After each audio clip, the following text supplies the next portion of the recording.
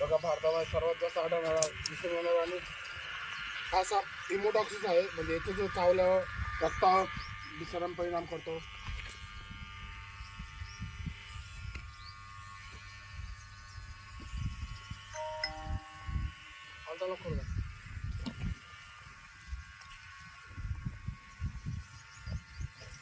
अजगरासारखा समजून जाणारा साप आहे, पण अजगर नाही या कोणाचा आहे सर्वात जास्त विषारी.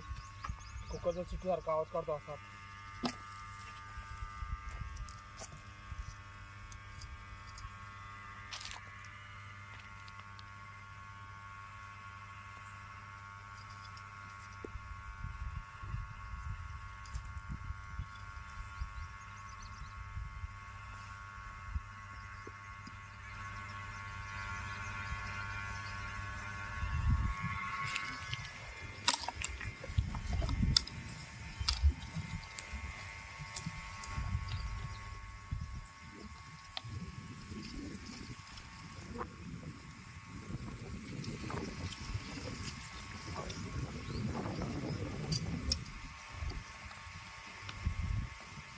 अशा पद्धतीने आपण हा साप रेस्क्यू केलेला आहे. तुम्ही पाहू शकता की अतिशय 4-4.5 फुटाचा गोणच आहे.